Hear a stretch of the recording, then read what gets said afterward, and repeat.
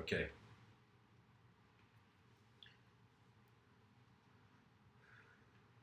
Hello, everyone.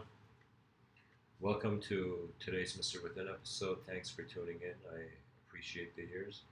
I want to speak about a concept called rearranging rage during artificial moments. And it's something that I've noticed. And I've noticed that certain moments, you see, the thing about anger, I should probably explain a bit about this. Let's just look at some ways that anger has been seen. The Buddha, for example, saw anger as, in some sense, burning coal in your hand. Like you have this burning thing in your hand, and when you get angry, you don't only burn your own hands, but you also burn those people who you throw this burning coal onto. You see? So, rage is a destructive force, and it tends to occur in some sense when the internal reality has been prohibited or there has been a denial of an advancement of an expectation of self. We're not just living for who we are now, we're living for who we want to be as well. And sometimes when the future potentials are taken away, there comes this rage, this artificial rage. And the reason I say it's artificial is because it is something that has been denied from the future that is causing the anger, rather than something that is happening now causing the anger.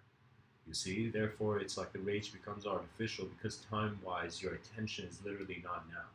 That means I've been in moments personally where I've been angry, but also I've seen people who get angry, and there's this idiom, there's this English idiom that says, nobody can be angry and reasonable at the same time, because reason requires an observance of various dimensions and the true data, but in some sense, rage is its own justification, as if anger didn't want to ask questions to make sure.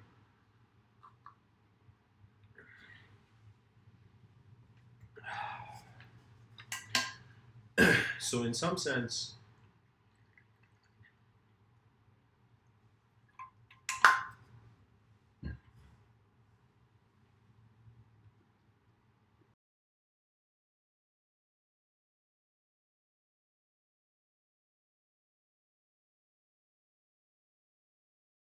what I'm trying to say is that we get convinced by our inner reality more than the outer reality, so we are justified to be violent in accordance to our inner reality. As if when a person, especially young children, when they feel they've been pushed, they have to push back because external phenomena still changes their inner reality.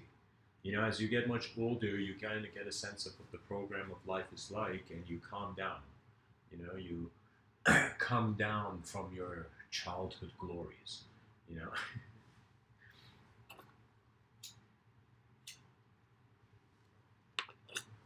and so, what I'm trying to say is that rage comes. There's a lot of things you can say, like 50% of what happens to you in the day is your control. It's kind of like how you are happening to your world, and 50% is not in your control. It's how the world is happening to you. Okay, and so rage is when the world happens to your inner reality. When the world behind your eyes changes quicker than the world in front of your eyes. You, in some sense, me personally, because I've experienced this, anytime that happens, I feel like I have to change the external reality. And it's a psychological impulse. What I'm saying is that there are sort of subconscious programs that our intelligence is abiding by, that whether we like it or not, it's kind of like how the environment is shaped, how the mind opened its eyes to the world at first. You know, when I opened my eyes first to the world, there was no language, it was a moment of sight. And then, when sometimes the years passed on, and this moment of sight crystallized into an individual identity. There is a quote by a Tibetan Buddhist sage named Sogyal Rinpoche. And Sogyal Rinpoche, he says the most incredible thing. He says, unless you conquer anger, all your enemies will be inexhaustible. Your enemies in this life will be inexhaustible. And this is a very interesting idea, because nowadays we tend to think that we shouldn't have enemies, or all enemies should be defeated, or we want to create such a safe world that children don't have to worry about their tears. It's in some sense, you have to conquer anger, which means you have to conquer the inner reality through a stability that observes beyond the inner reality. Another way of saying this is you got to learn to hold your hand before it moves. That means your left hand is stopping your right hand is stopping your left hand. The right hemisphere of your brain is stopping the left hemisphere from expressing, the left hemisphere is stopping the right from expressing, because they're both fighting for the attention of, let me be poetic, the frontal lobe. You know?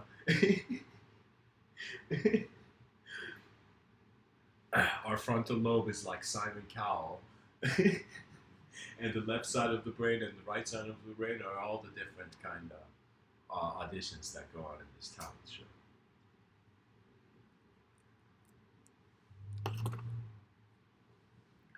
I have asked myself, it's like it's not easy to find what you need to do in this life. It's like eventually it will be concluded you have two options. Either you stay inactive and inefficient, or you stay, not inefficient, let me say, you stay inactive or you stay activated. Okay? Young people, they have more of an energetic inclination towards activity. The more older you get, I find that that same intensity of it, that excitement doesn't go away, it transforms. In various phases of your life, you still have the same kind of approach, but the pieces have changed.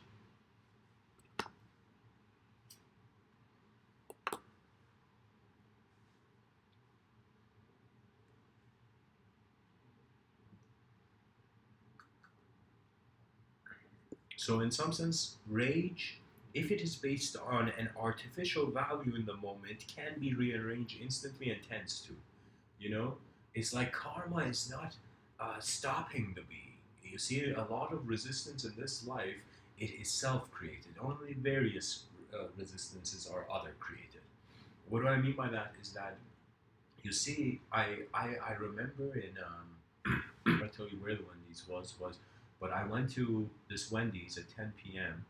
and I order food. Imagine I go there. I feel I'm the only one in the food court. Maybe aside from me, there's like two other people sitting in the distant tables, and so I go there and I order like this food and the sandwich. And as they're kind of making my burger, this African American gentleman who was very well dressed, and I felt he was a professor. Like I had the impression, I felt he was a professor that taught in the school. Okay, but so as I'm there, I've ordered my food, and of course I have to say it because this is the truth of it. The reception, the people in the over the counter of the Wendy's were people from India, and certain Indian people who it felt like as if they hadn't they hadn't been in Canada long enough to know what is right and wrong, you know. And so what happened is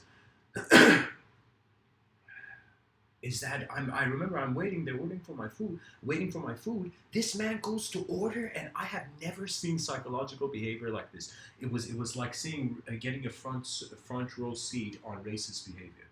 Okay, and so what happens is the person says, the kitchen is closed to this man, to this African American gentleman who had glasses, and he seemed very articulate. You know, the Indian person says, "Sorry, we're closed," and he laughs. And he looks beside him to the woman that's there, and they both start laughing. And I was like, "What the?" Like it was a moment where I'm like, and my intellect got loud.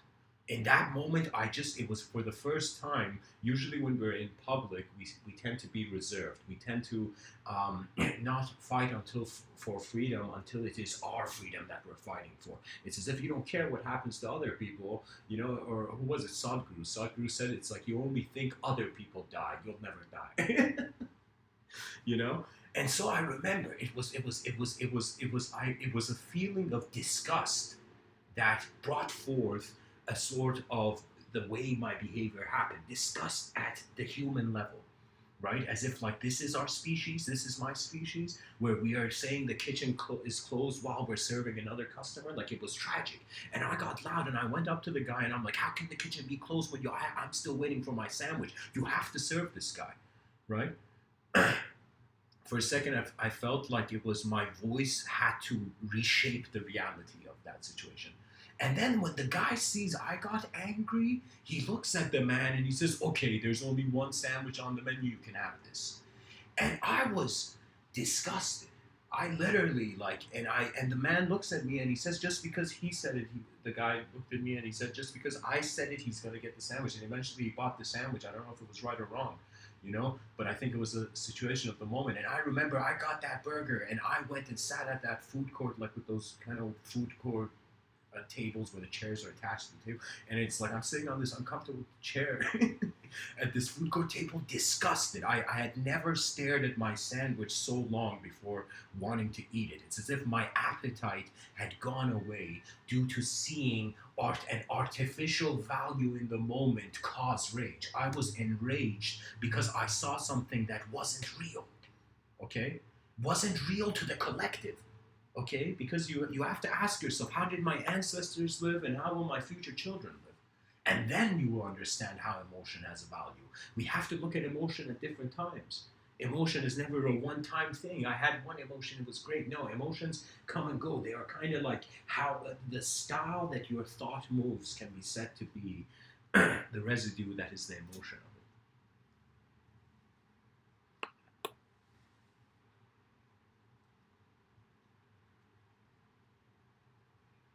it. In that moment, I felt rage.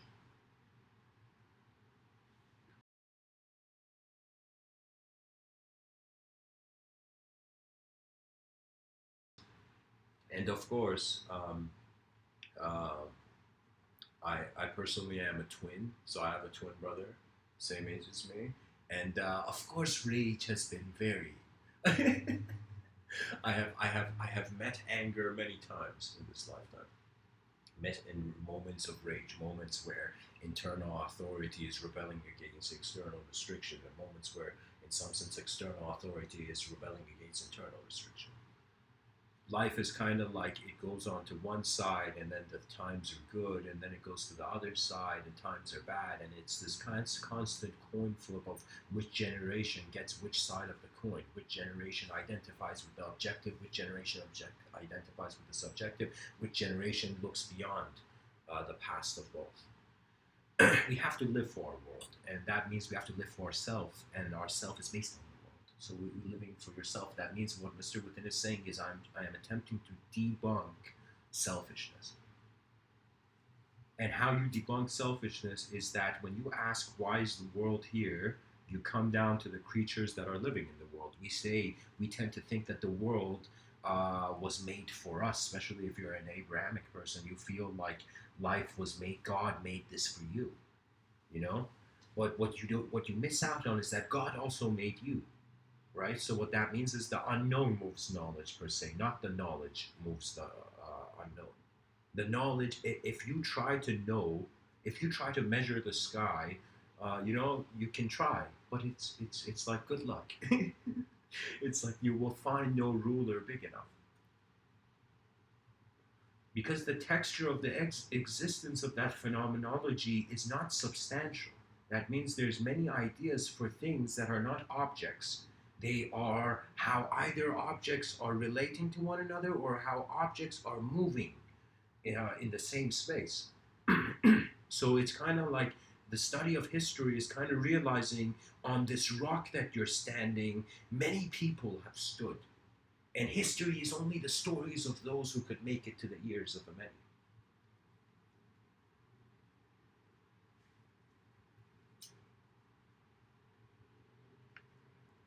And it's not per se the people's fault. When I see like war and violence, it's like, can you blame war on one person?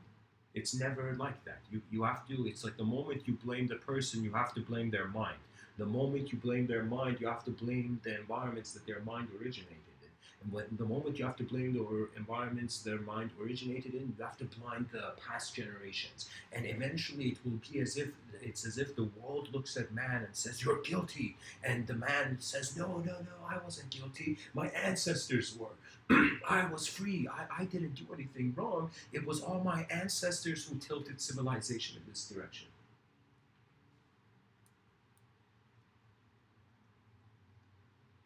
And you will see that there is a value to thought that transcends any belief. It is the glory of our experience. We are forgetting we are experiential creatures. We are creatures that live in accordance to experience. If you're not experiencing life, in some sense you have denied internal permission. Oh, this is so big.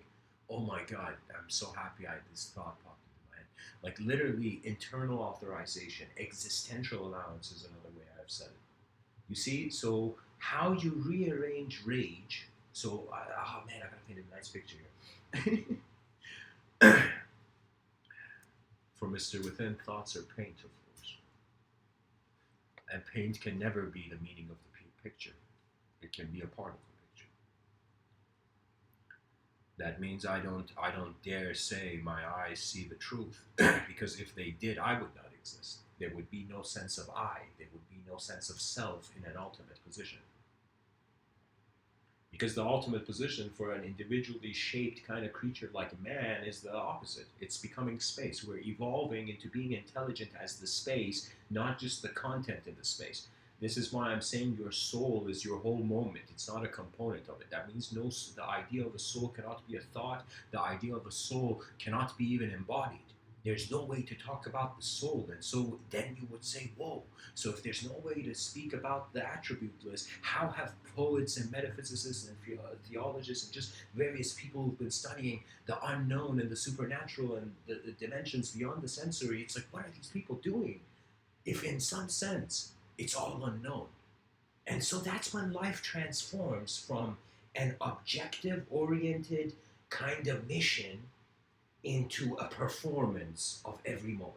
That's the great transition that I've noticed, that it on some level, all these people looking for enlightenment, they just want pretty much to find a mirror that slaps their mind out of their hands. So they hold something new, so they see something new.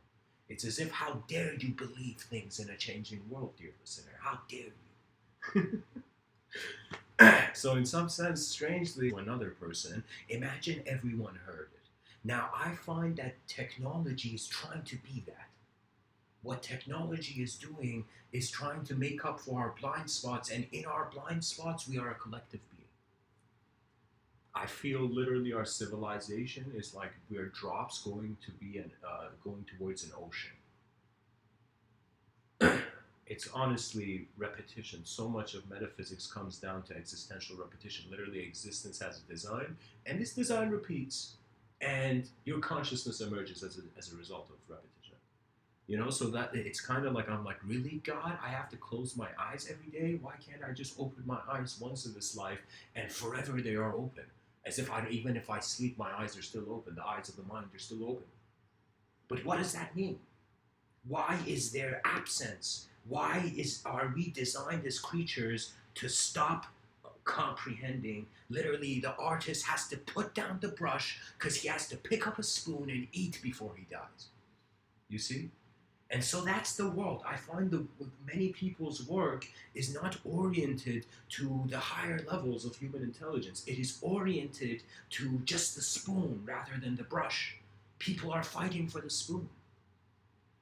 Rather than like Neo having like this bald kid tell you like, yo, you are the spoon. Oh man, Matrix was introduced to me, and I saw that film like at an age where I could never hate it.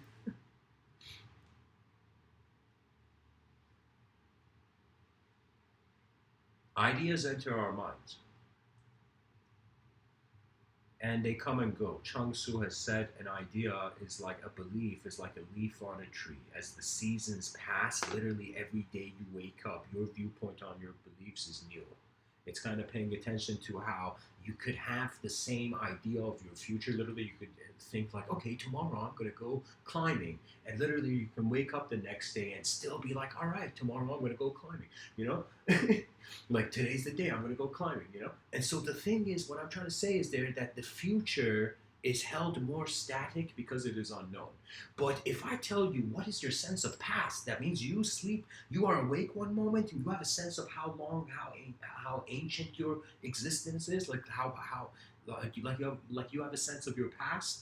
But at the same time, the next day you wake up and you see that past sense of past changes. And so why is it that they say when you're having fun, time passes? It's because when you're having fun, you're being an eternal being. The mind is at a self-reflective point where it is allowing itself freedom. Because as long as you're fighting for freedom, you're not free. The freedom fighter is never free. Because it's like as if the outcome of the action hasn't been seen yet to decide. So this is the great teaching, I think, that can find your soul. That in every moment, life has a voice. You have to like if you have to understand freedom of speech is the ultimate law for our psyches. Freedom of speech means freedom to exist, and freedom to exist means because we are temporary physically, there is permission. That means I don't like to see any human being on this planet feel that the ideas they were spoon fed when they were young must be the only ideas they will have till the day they die. This mind is a tool for exploration. Scientists are building tools. Mystics are saying this mind is already a tool. Let's experiment. And so that is the mystical self inquiry, where you begin to wonder how your life has divided into meaning. There is no other way to conquer your intellect aside from reverse engineering it to the origin. Because if you take it externally, if you want to validate truth externally, external reality is endless. Sorry to break it down to you guys, but there is endless stars, which may imply endless civilizations. It's like a very common sense idea. There was a sun, there were planets around it. On one of those planets, creatures evolved. There's incredibly a large amount of suns in space, probably some of them. Probably like there is other creatures here.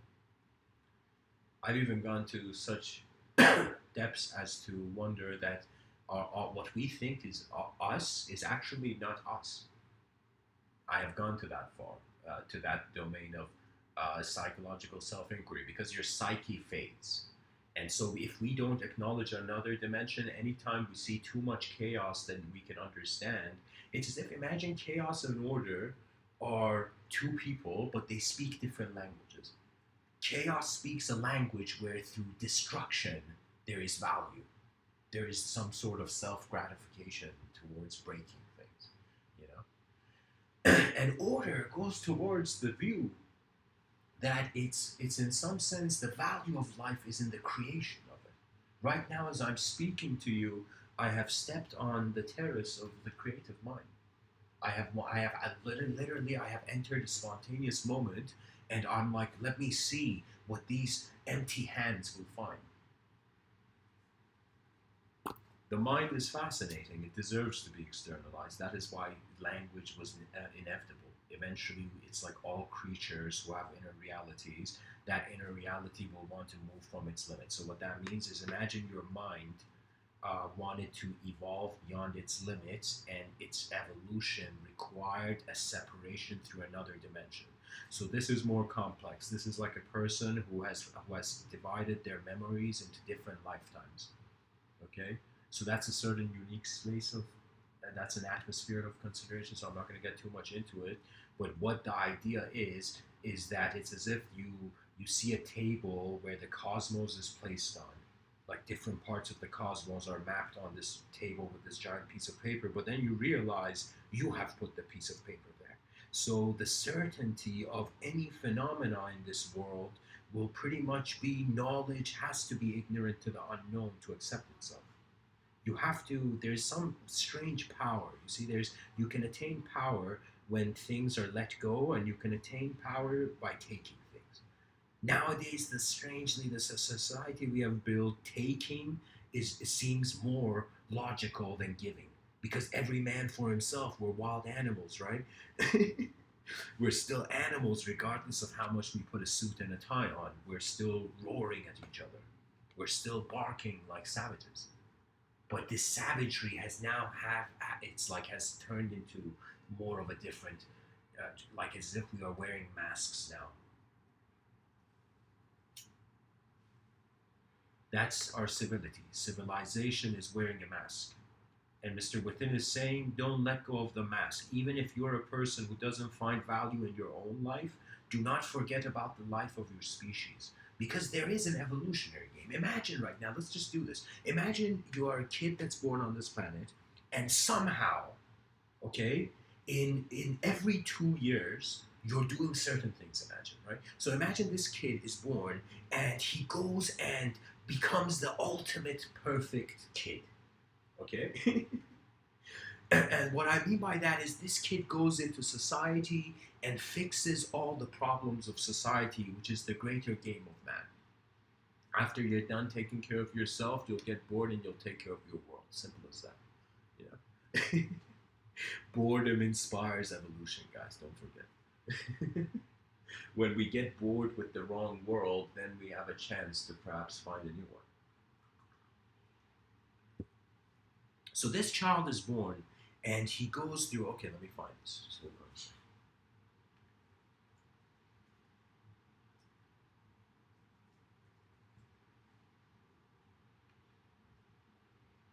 There we go.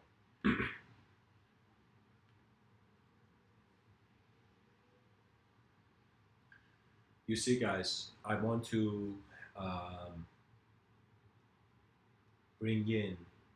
I guess this is very important for anybody interested in sociology or just the study of the human being. I want to share Maslow's hierarchy of needs. And so this is a kind of pyramid diagram that is suggesting the different dimensions of the need of the person, of the entity. And so we are saying, Maslow is saying there are basic needs, okay? And so what are these basic needs? I'll tell you the pyramid. I'm starting from bottom and I'm going to the top of the pyramid. The most basic thing that human beings need is food, water, warmth, rest. So it is physiological needs. Okay, that means you as a creature, as an entity upon the standing on this rock in the middle of nowhere, you have physiological needs. You have to literally keep the games of the physical body alive. You have to take care of your bottom of this pyramid. Okay, we're going towards the top, right? So imagine we walked all the way in the bottom of the, you know, the pyramids of Orion, and so what happens is that after physiological needs, the mind of man goes to safety needs. You want to be secure, you want to be safe, you want to not just have food, water, warmth, and rest, you want to have, in some sense, protection. You want to feel you can exist in this world easily, you know?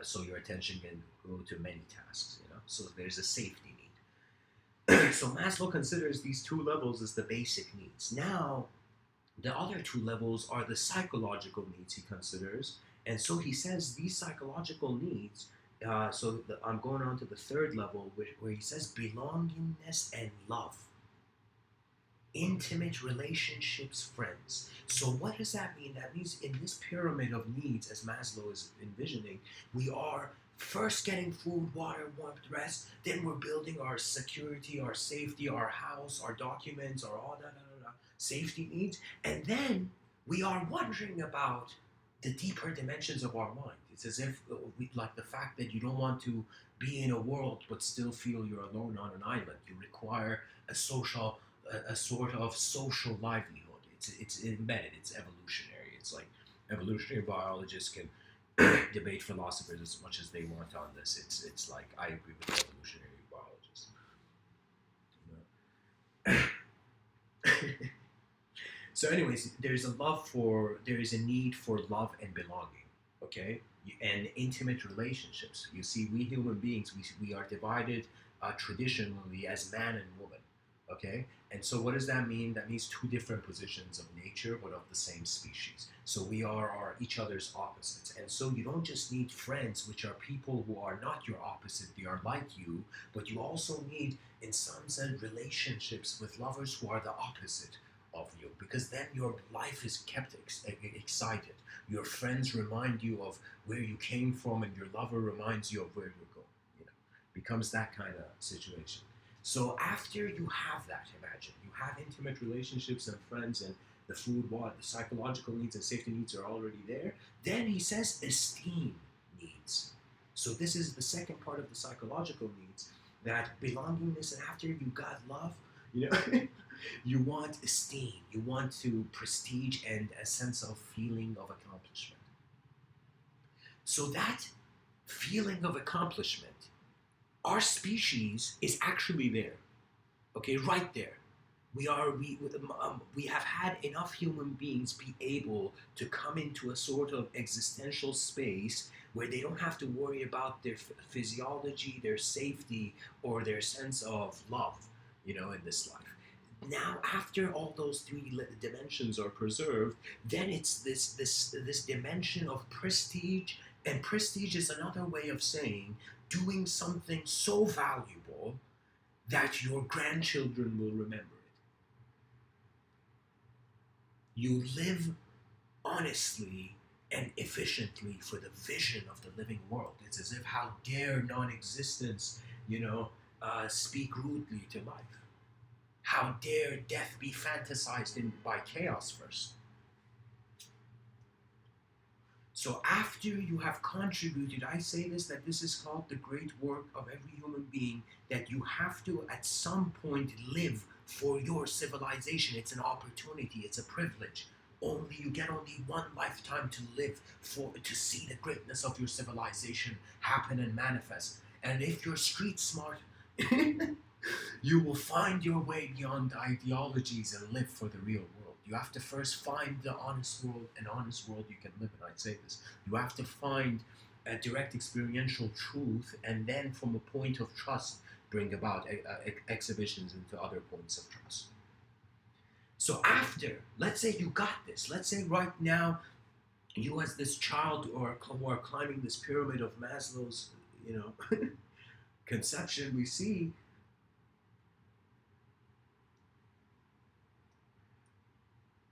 you have achieved something so great that you feel you contributed enough to your civilization. And after this point is the need for self-actualization. So this is the top of the pyramid. So here, I'll say the levels again in case your attention's kind of dwindling. It says first dimension, first lower level of this Maslow's pyramid of needs, physiological needs. Okay, so take care of those instantly.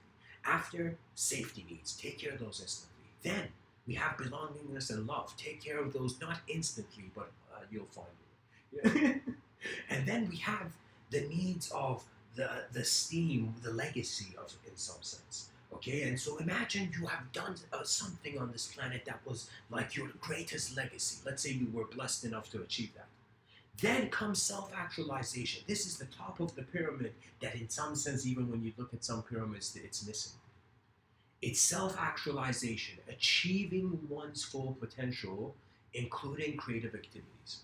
So self-fulfillment needs. So this self-fulfillment needs, let me tell you why anything you do in life leads to the top of this pyramid. Let me tell you why.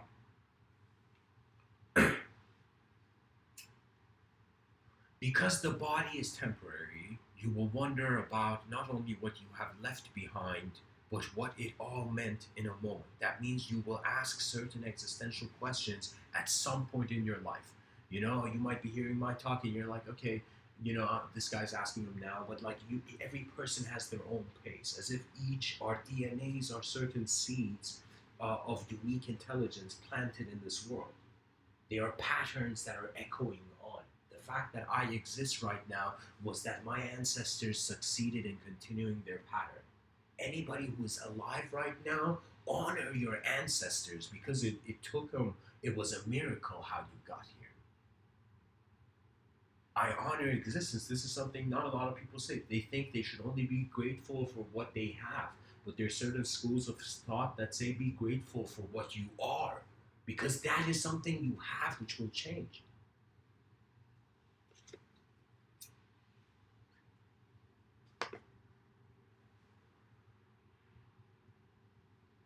So after you have lived for your civilization, the self-actualization is a dissolving of it. It is a completion of the lifetime. Very simple. When you, for example, wash your face, you use a towel and you complete the drying process and your face is dry again like normal, okay? So similarly, consciousness has to go through human life, go through its processes, and eventually return. And the most important thing is to return consciously. There's a story in Vedanta that I have to share. It's an incredible one. It's the story that entertains the notion of incarnation. It's an insight into the concept of incarnation, this story. And I forget the man's name, but there was this yogi, very unique yogi. And yogi is a kind of spiritual pilgrim, of not just outer realms, but inner realms as well.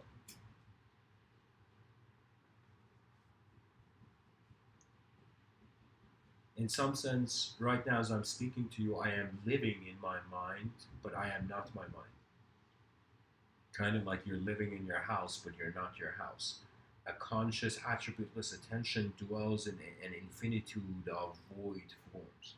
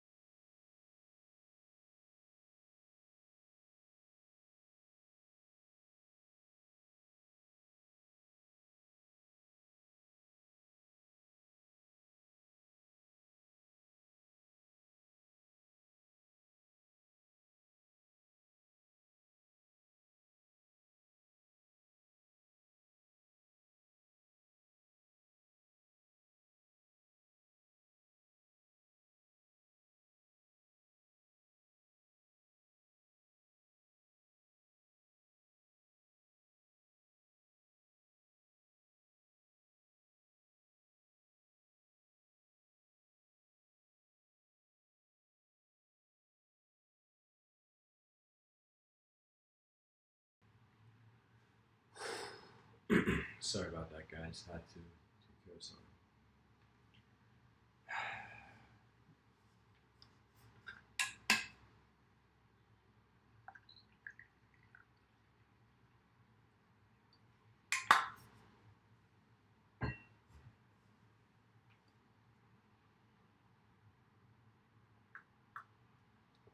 Sometimes life pulls you into a random dimension when you're not expecting it, and you have to confront it. You have to break hearts, and you have to have your heart broken, and then you have seen it all, and then the era of a true uh, loving vision begins.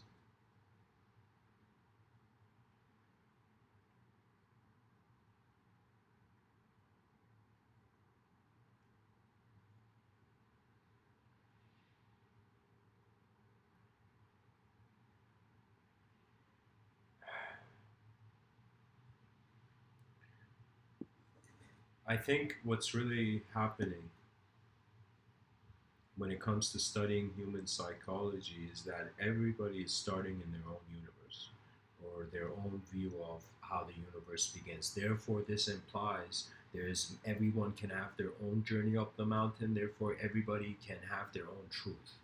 Now, when we wonder about the presence of truth, like really, if we were to ask, okay, let's say if there was a truth, what would it be, or how would it be, or how would it be present?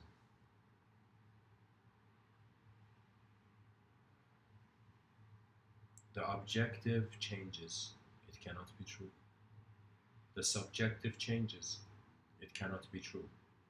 Any attempt of the mind moving cannot be true. Therefore, in the renunciation of the externalization of the future comes a sort of stability in the present moment where, because you don't have a want from the future, you don't have, in some sense, uh, desire.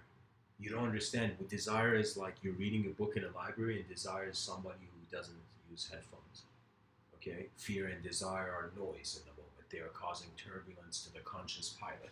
The conscious pilot, or another way of saying it, is the pilot of consciousness, is pretty much an archetype I have realized, I have personally, as a person, concluded, one of those Mr.Within, because this is one of those major ideas I'm sharing, that we pilot our attention.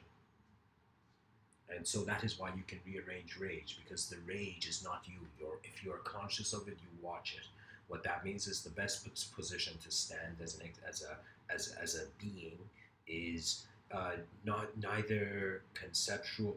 It's like in a world where matter and consciousness and matter are fighting to be you, you have to watch them both from a distance.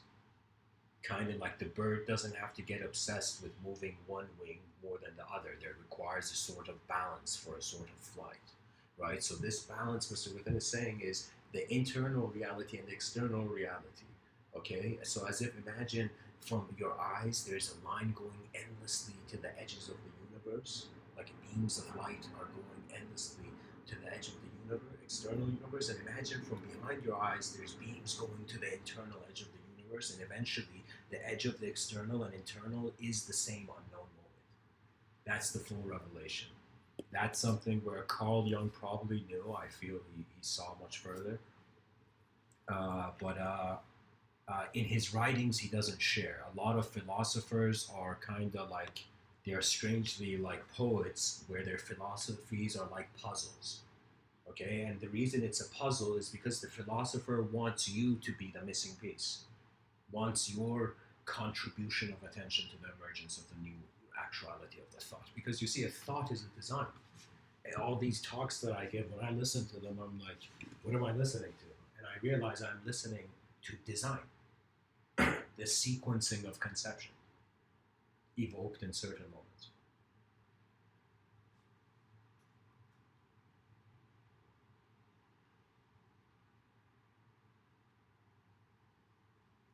So first you have to become conscious the moment is artificial, then you will see the moment is based, the rage of the moment is based on an artificial value, and then the rage, the ego is smart enough to not waste its own time.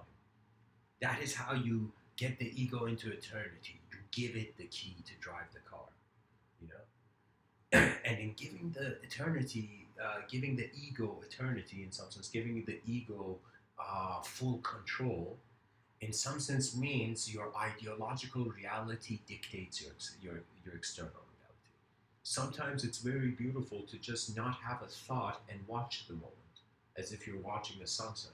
Even you will get to a point where you will appreciate ideas, as if ideology is this art gallery you're moving in. When I'm speaking to you, what's occurring behind my eyes is simply that it's like this kind of first-person camera view that is moving through various images that have some sort of relevance to what has been real to me. That means I am sharing my inner reality. But the thing with the inner reality is that it's not as tangible. That means if you want the same, imagine like a child says, I see, like imagine a child says, I know what 2 plus 2 equals 2, and the parent is like, no, I don't believe you know it until you write this down, right? And the child writes it down and proves that he knows it, and then the parent realizes when the child spoke before, it wasn't lying. So it's as if there is knowledge there prior to the knowledge being acknowledged it is there. There is potential prior, regardless of how the moment is sculpted,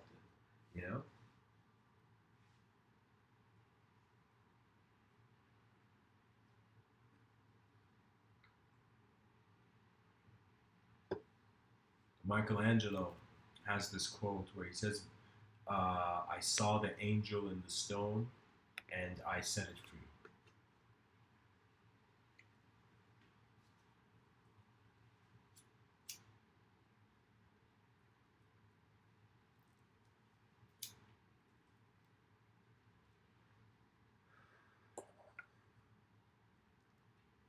The mind leaps ahead of its time.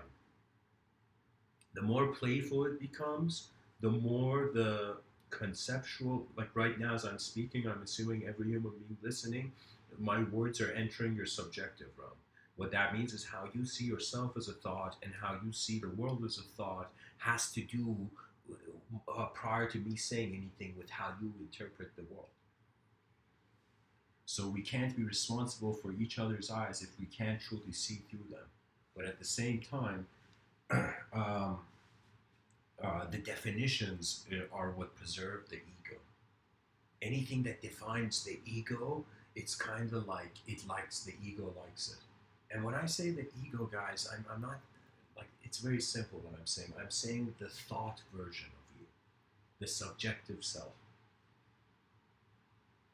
how you're a subject to yourself, how much you have wondered about how thoughts emerge, how thoughts come and go, what is their meaning, what is their value, what is the sequencing of the moment that is it being experienced, how much is the consciousness in the moment choosing to abide by how it is rather than what it has to be, where is reality going.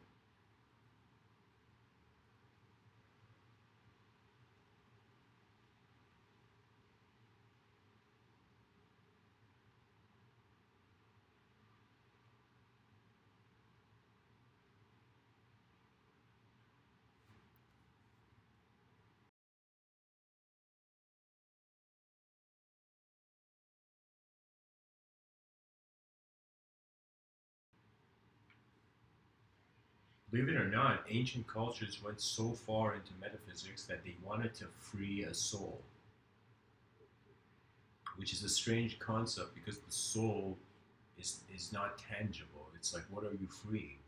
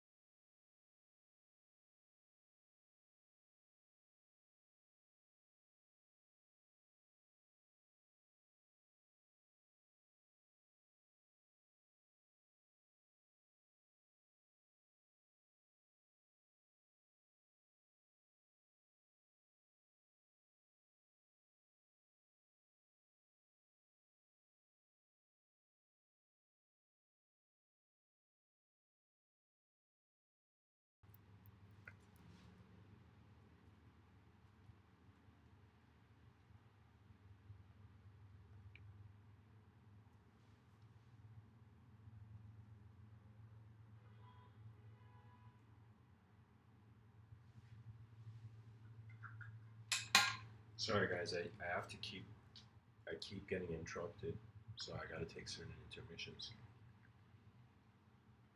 Pretty much it's all conceptual exploration. We have to wonder about how we have considered the dimensions and how we have defined the dimensions, and if those are the only ways that the dimension can be defined. We have to wonder about the validity of thought and how not only our bodies change in this universe, but how our thoughts change in this universe. And when I say thoughts change, most people, because they're worshiping language, they're language worshippers, they think they're a thought.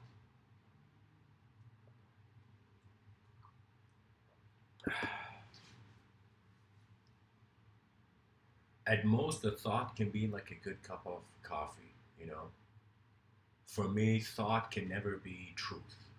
It is like the telescope can never be the planet it reveals.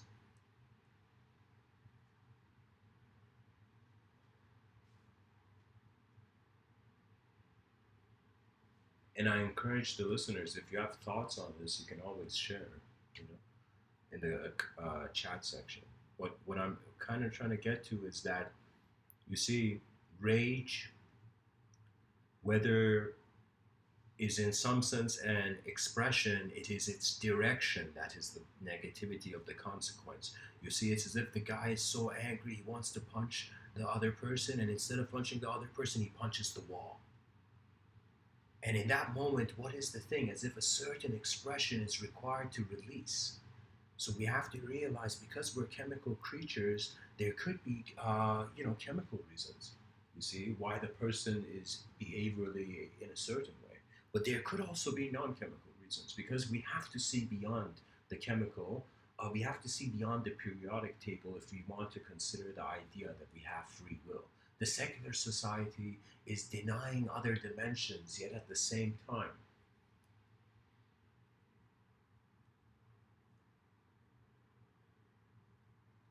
trying to be multidimensional, which is very hard. You cannot break someone's truth without breaking a bit of your own truth as well. Life is more about abidance and rhythm. Like, for example, Marcus Aurelius in his meditations, he has a lot of Stoic views. To some degree, that people thought he was a Stoic, and Stoicism, in some sense, considers behavior to be more important than your belief and thought and what you have and whatnot. They were seeking virtue as an ultimatum. And so Marcus Aurelius, this grand conqueror, this Caesar, this man who has achieved much, he has stood on the throne of power. He became behaviorally oriented because he wondered, where are these patterns of behavior leading to? And what do we really have control over?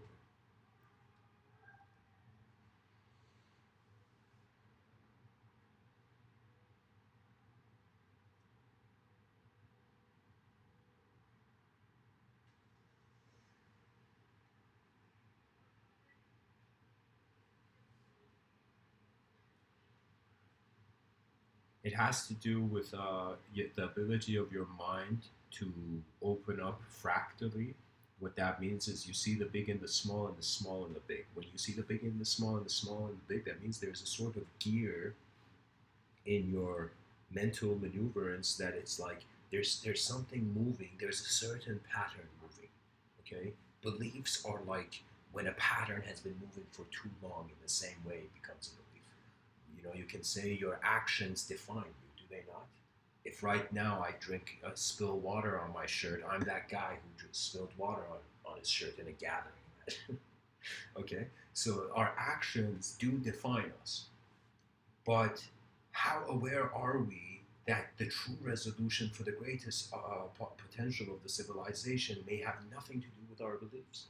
Maybe our beliefs must remain in our internal dimension, and we must approach the modern world with modern ideas, with modern attitudes. Because what are you holding on to? The ego tends to hold on to power, but what kind of hands are holding power? And we see it as the hands of a temporary being trying to experience eternity as much as it can. You see, it's very funny. From a religious standpoint, the secular society, how can I tell you, with the wrong faith, it's like if you're looking at the wrong thing, people feel you're going the wrong way, right? So religious people look at non-religious people and they're like, man, look at these guys. They all didn't see the truth. They're going the wrong way. Okay, and the secular society looks at different religions and he's like, okay, you guys are all going your own way, but we have to realize that there's more ways, right? And so the question is not whether this life has a God or not. So what? So what if it has a God or not? Okay? Is the God being what it, like, you know what I'm saying? It's like you have to learn to acknowledge ideas as they are, not as you are. And that's when the intellect opens up. That's when there comes, as if, like I said, your mind is like a sword and shield. Most children are establish themselves in the shield. That means that people get smart in certain conditions. I don't believe someone is all smart all the time. It has to do with energy level and alertness and so many factors. Your intelligence. Your intelligence has to also do with the intelligence of your environment, because you could be the smartest person, but if you're in the stupidest environment, then in some sense you're the stupidest person. You could be, it's like you're the smartest person in a stupid world, and so we have to realize, where's the value of the attention, where does the person want to go to, where is the emergence of the great acts of life, if this whole cosmos was theatrical. So we have to decide, if we choose to walk internally, we cultivate personality and live more as ideological, playful constructs. Freedom just means don't judge an idea too harsh, because to someone that idea has value, you know?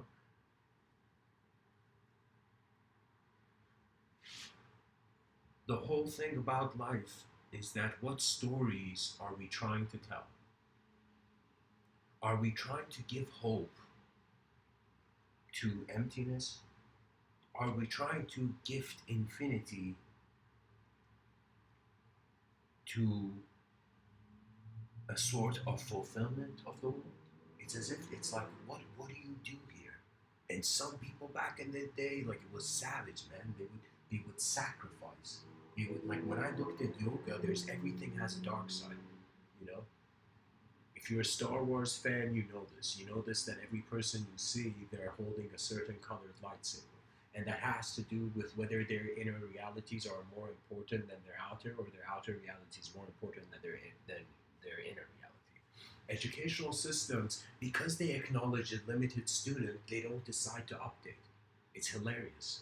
It's as if the educators of the world have no idea what they're saying, because they have not asked questions that have gone towards the true exploration of knowledge. That means, if the whole world has to be there, if the attention of the whole world has to be occupied by this financial gain, this economical gain, do you know how much of people's attention that should be going on, maybe to their unique genius values? That means everybody sees something that nobody does. If they share it, well done, we'll all clap.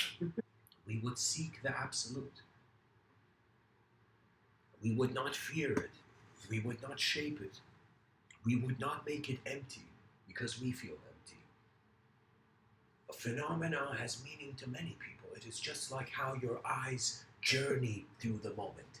It's so important, because in that sentence there is an attitude towards existence where you're not resisting it.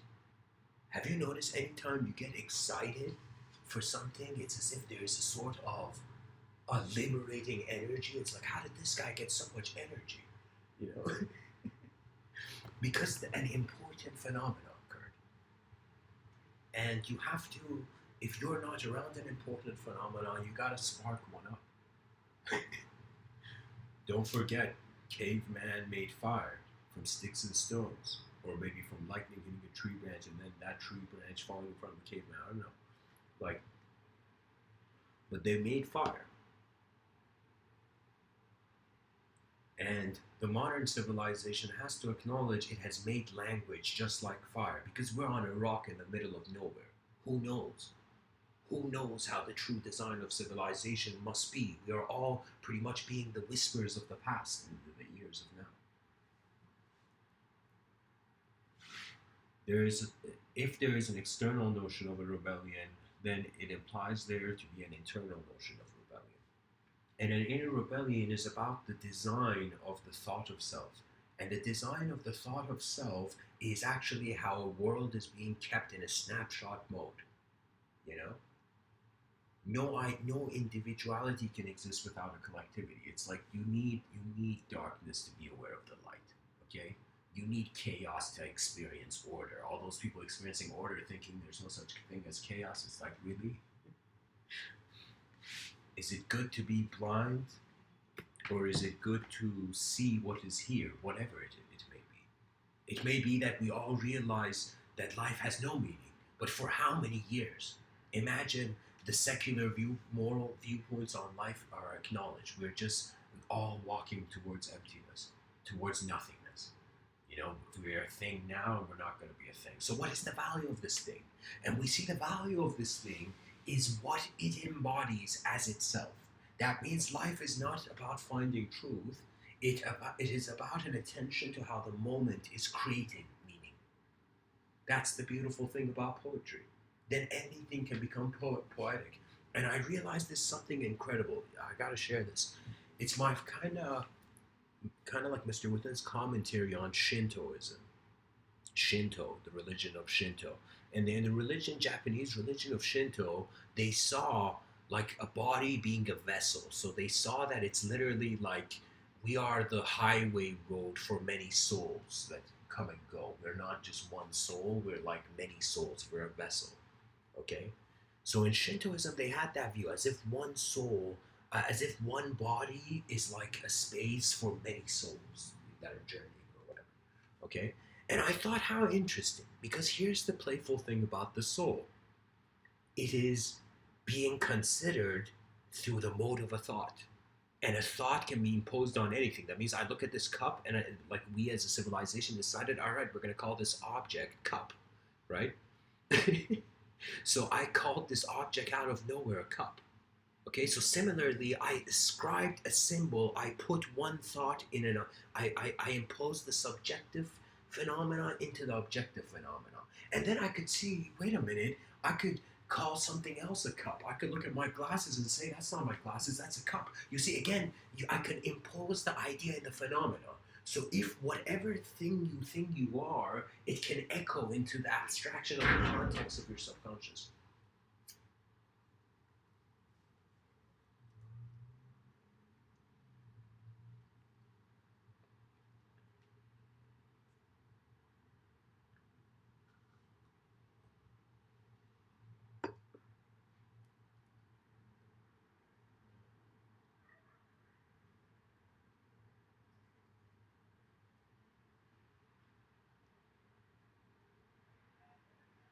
Because freedom is a limitless idea, but meaning is a limited idea.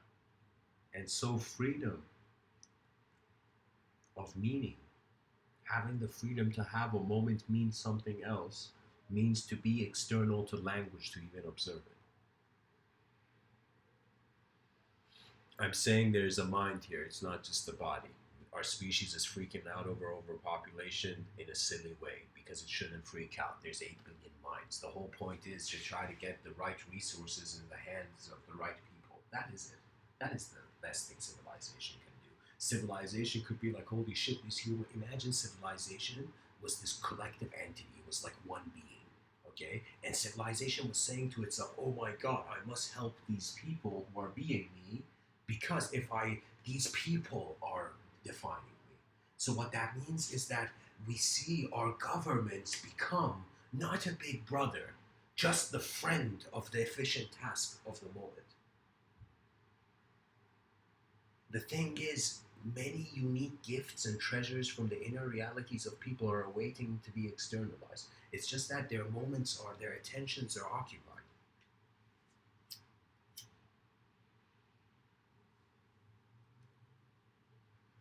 We have to wonder the edge that our feet stands on. And Mr. Within is saying that edge is not physical. It is internal. It is a dance of thought.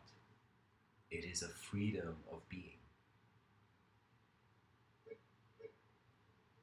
What can we say? What can we do? The world sings its own truth. You eventually, if you really go internal, you will become a traveler of your inner realm, which eventually means resolution through the observer, through the void. So you become the whole moment. And so there's no chaos and peace. As if you closed the door and stepped outside of the room, chaos and peace were fighting it. Chaos and order. And so in that moment, you see the ability of the new. That is the gift that man has, the kind of gift of the gods to this animal that was man.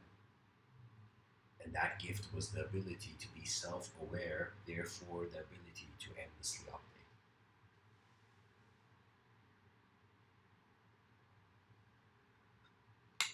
Because I've wondered, is evolution like has to do with the field of intelligence this creature is in, or does evolution have to do with more how this creature was a certain design? That means, are we being imagine existence was being written into being? That means playfully imagine in higher dimensions there are creatures that are writing things in abstract notebooks that become realities.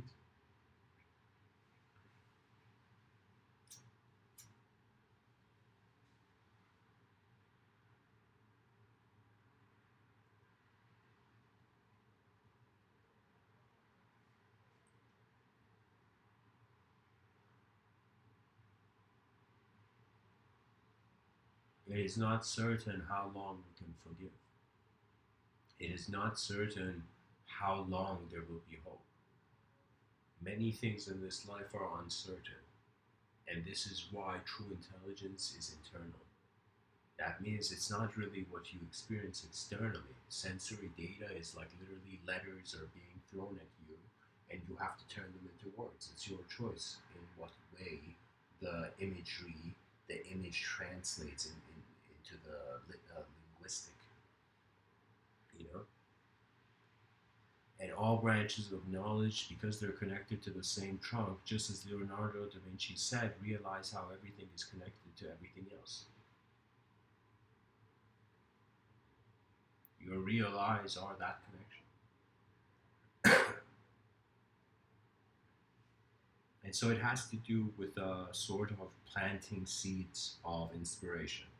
For me, I found it through speech and writing and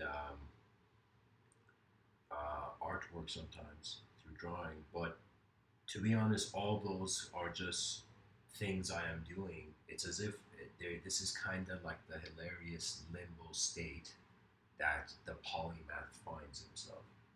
And the polymath, I'm being playful here, just to entertain the idea. I'm kind of thinking of Rabindranath Tagore as I'm saying this. Rabindranath Tagore was this Indian polymath, literally a guy who was able in many dimensions. It's fascinating to kind of watch. It's like there's a kind of sports where you watch the soccer player do a bicycle kick, and you're like, oh my god, that's like badass. Like that's like you don't see that every day, so you get fascinated by it and you cheer, and then you see there are moments where there are these ideological revelations that the common norm has banished, as if your ancestors banished an ideology from the kingdoms of their consciousness.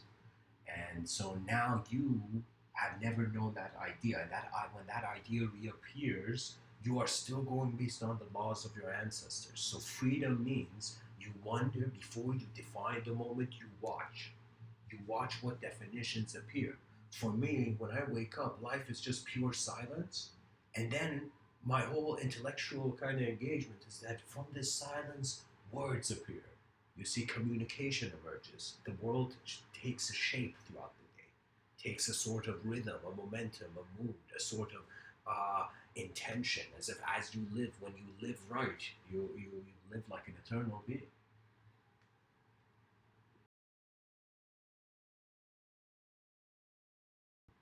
Friedrich Nietzsche says, "Man, God is dead, and man killed him."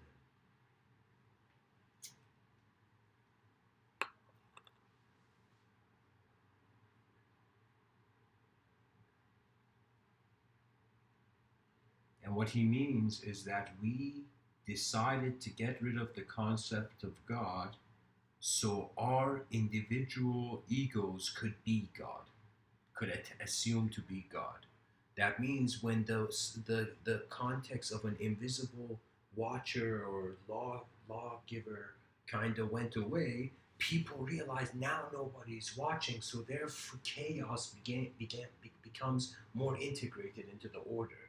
You see, it's as if the individual in the West, I believe, experiences more of an internal whirlwind of a change of chaos and order than the person in for example, a village in a third world country,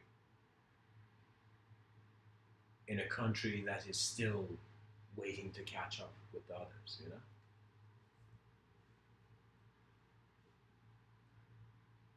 You know, the invisible hand isn't just an economical concept. It is also an ethical and moral concept. The invisible hand is the ability to. It's like somebody's like fallen down beside you, and they need a hand up, and you give that hand. You're like, okay, sure, you know, and so you do not resist helping your world because you have a sort of ideological constitution. Oh my God. You know, when people ask me, what do I believe in? I'm like, how dare you? How dare you ask me if I worship language? Life is not just words. There's worlds behind these words that are how the direct experience flies and navigates into the skies of the unknown. You're piloting your attention. That means treat yourself like a pilot, you know. Every moment there's a sort of free will of how you navigate what is given. And so reality is like given imagination. This is an uncommon way of saying it, but it's like, let's look at it from imagine. If we were an imaginary being right now, thinking about reality, we would see that the imaginary being, it doesn't feel imagination is unreal to it. The imaginary concept, how can I say it? Like the subjective. Uh,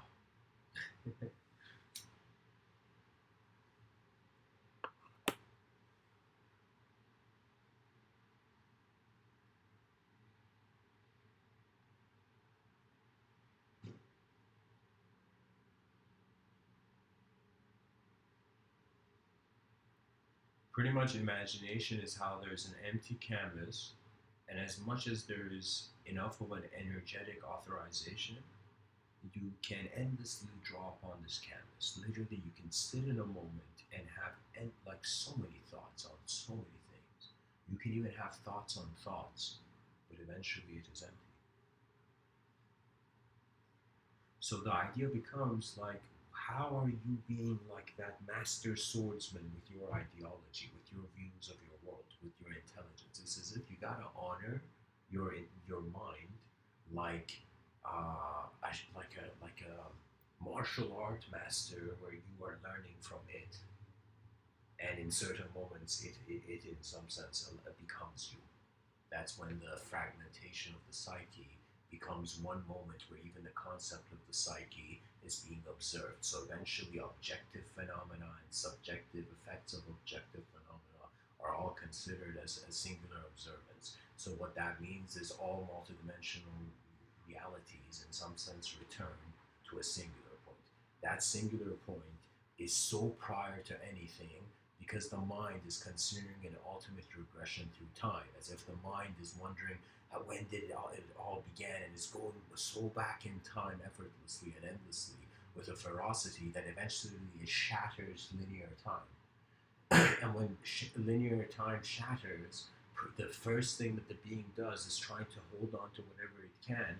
So what psychologically happens is you see that it's as if once you realize your ego is hollow, you take off the mask. It's like once you realize you're not just your belief of yourself. You know, all those people who said believe in yourself, it's like, what is that? What? It's like, no, don't believe in yourself. Observe the moment in advance. That's it. It doesn't matter what you believe.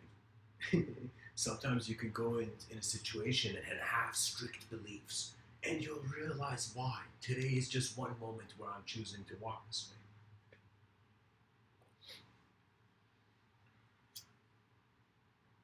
It's a very interesting time because due to the citizens' behavior comes the need for knowledge's addition. You know, knowledge gets in educational systems will realize they play a huge role on how our civilization is built. When this fundamental view comes in, the educational system might see that we want to build a great civilization, but at the same time, we don't know how to build it. We don't have the math. We don't have the IKEA catalog to building a great civilization. You know? So what we do is we have to first find the right questions to ask. So pretty much our educational system doesn't become based on what the economy needs. It becomes based on what the human consciousness needs. And the human consciousness must entertain education. That means there's a sort of purity to knowledge. I don't know how to say it. There's a sort of purity, internal purity to knowing something rather than the ambiguousness of an abyss. Because I have walked in the mist my whole life. I've had various moments where it's as if I just when I was younger, I just made this conclusion. If I be like, how can I say it? As my natural self, it's as if I am letting the world move first and watching. Okay. And as I watch the world, it's kind of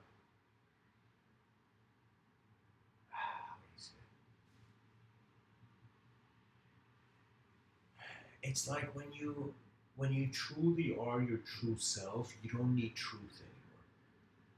You know, it's more of a natural abidance with just how you're breathing, how your heartbeat has a meaning, how in some sense there's something more valuable than thoughts roaming, hovering in empty space. We are experiential creatures. There's dimensions that our language cannot hold. And as the pilots of consciousness navigate beyond the language threshold,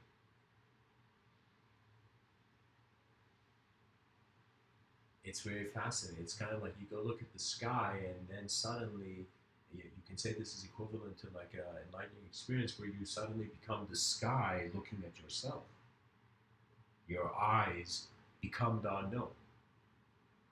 And when you function with unknown eyes, it has to do with how the consciousness was handled. Because you've heard this. I remember seeing this kid with a T-shirt, and the T-shirt said "dead inside," and I was like, okay, I can respect the fact that that could be true, you know. And so I wondered what that concept means. How can a person be dead inside? What is it? So there's an inside life, you know. And so what it means to be dead inside means to having given up on finding the proper view. That's what, in some sense, why they say patience.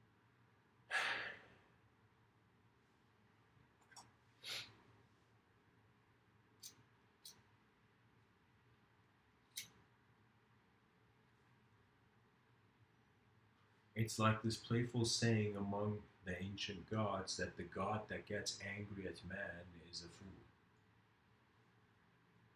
The idea of a foolish god. The idea of an idea that is not aware of itself or the environment. Because you see, it's kind of crazy. For me, I see the religious mindset, but I don't understand any sort of religious justification for extremism, for example. What I mean by that is, okay, so what? So, so I'm saying like, okay, let me polish my words here. I'm saying that you can't believe in God and then want to destroy God's creation with your individual will. And I feel many theologists may agree with me here. So what I mean by this is that the world is made of stories, of course, but it is the responsibility of human beings to tell true stories. Okay? And so what that means is all stories emerge from values. And when you kind of get to that level of seeing the code underneath an idea, I believe Terence McKenna spoke about this as memes. The meme of the idea, the kind of like, or the skeleton of the concept. Okay, and the skeleton of the concept is not like a physical thing. It's a value. Values are not contained. They could be an eternal value, or it could be a temporary value. At times when a value emerges, let's say you become happy, you don't know when that happiness is going to end. Even in that happiness, you don't want to even think about when happiness is going to end. But if you put all these people looking for happiness, the whole self-help industry, find happiness, buy this book, find happiness. Like it's like, get out of here, man. It's like life is not about just happiness. It's as if it's like if you're worshiping a sort of image, oh, evolution of the mind. We worshipped objects, then we worshipped subjects, then we worshipped how subjects were not subjects, and then we realized we were never from here. What if I told you, if you are not temporary, it doesn't mean you're eternal. It means eternity doesn't exist as well. So the concept of eternity is a paradoxical void. It's so important to acknowledge this, especially I'm saying this for secular minds, because the concept of infinity is thrown around, you know? Like even Buzz Lightyear is saying to children in cinemas, you know, to infinity and beyond. Children are like, infinity, yeah, what does that mean? I don't know, it means more, more, more, more. It's the sense of taking. They're creating children who want to take more from the world than to give more to it. That is the issue. That is why the world is a weird place. Because savagery subconsciously exists in the mind of the civilized man. And the ancient Greeks understood this, the ancient Greek philosophers. They said to tame the savageness of man and make gentle the life of this world. Because the ancient Greeks, it's unbelievable. Like ancient Greek philosophy, for me, I'm like, okay, these guys were probably aliens that landed. They were so ahead of their time in their vision, it was fascinating. It's as if they had sort of abstract imaginary permissions that we in our modern time cannot even fathom.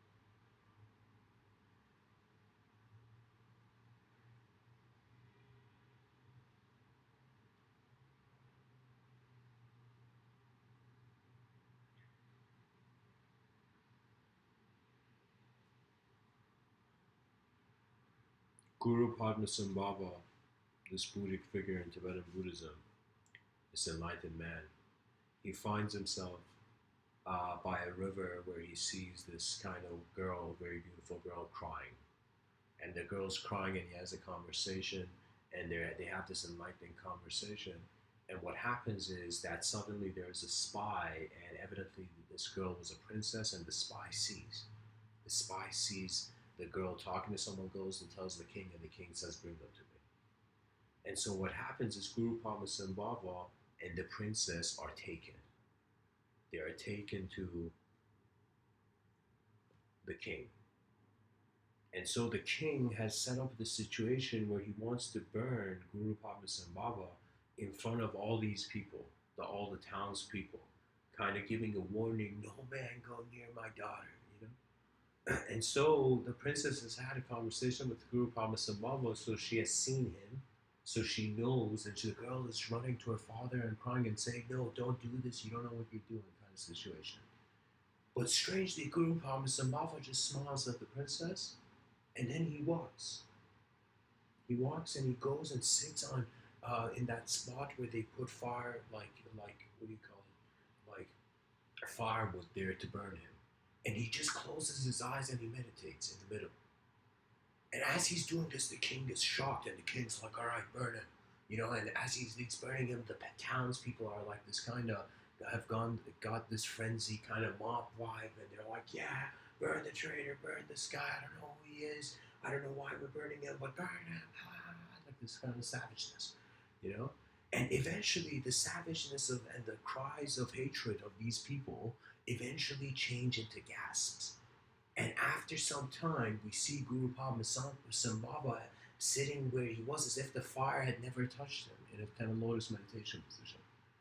And so the people are shocked. And in that moment, the king, the Guru Sambhava, stands and he's smiling. And the king looks at him, and everybody is shocked. And it's like, as this story goes, I'm not like, this is, I think, it's written somewhere. It's like, as the story goes, the king is like, yo, marry my daughter.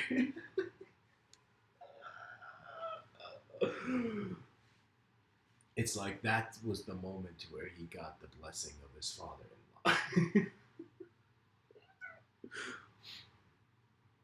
Oh man.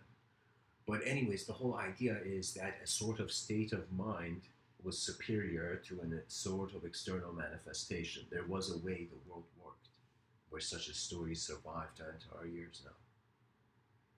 Designs have value. We must just see them in the right light.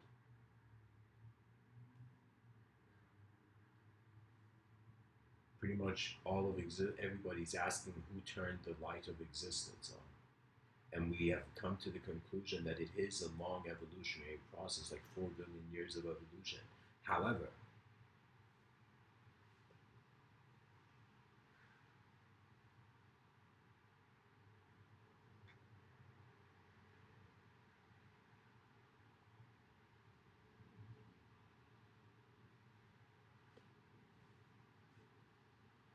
as if right now, as I'm sitting here, it's like there are two instantaneous feedback of a sort of proof. We say proof is a sort of feedback, is it not?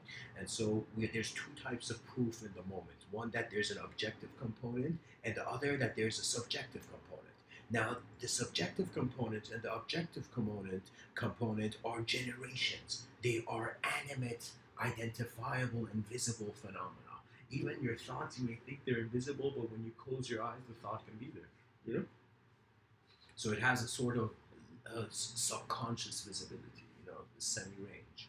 I call it the person's cellular planes of abstraction. Divided into two dimensions, but these two dimensions are like two eyes that are being the same moment. So that means that as much as our body can move, our minds can envision. And the movement of the mind can be even, you can give it a unit. It has to do with visions. How many visions? How many visions did your mind move?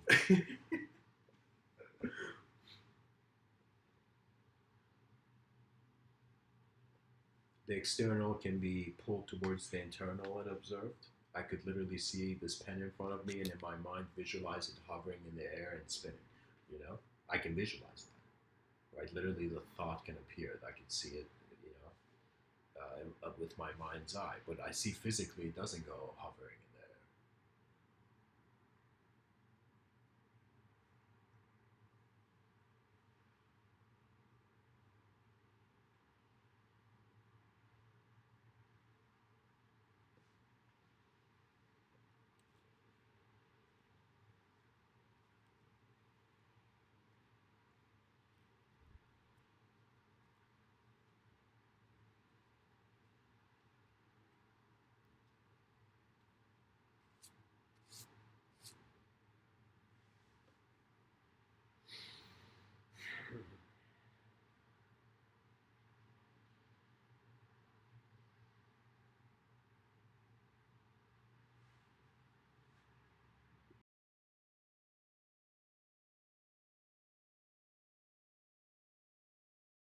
What can be said? What can be done? We are who we are.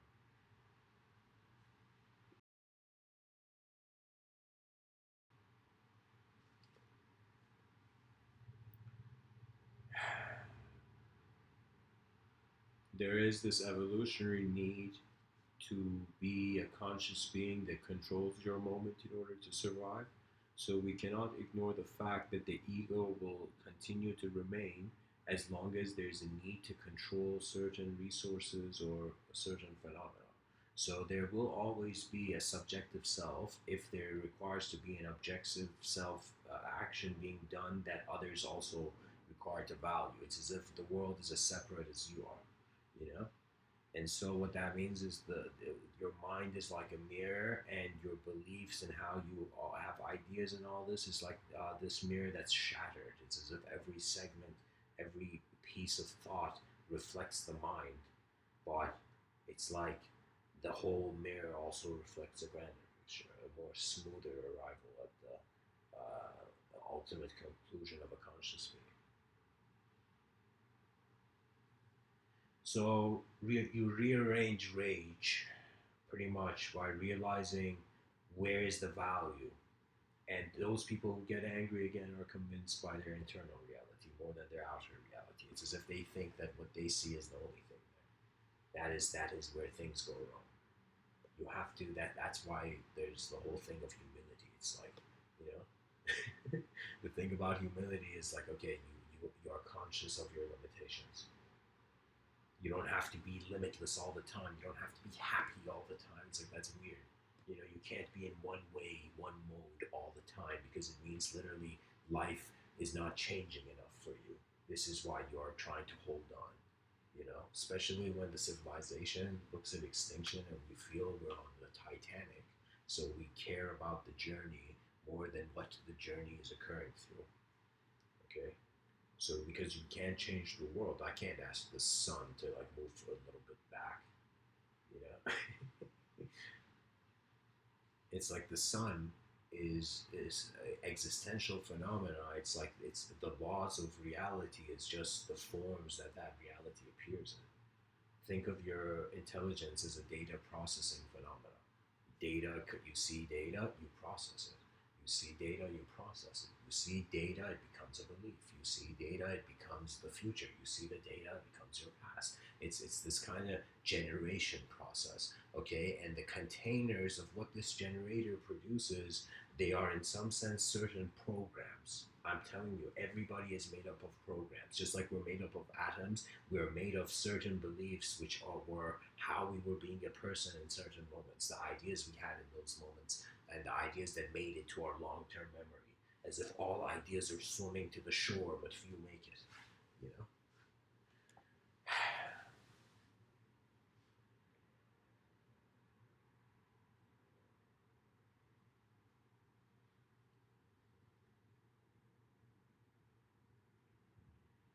I hope this talk has served you.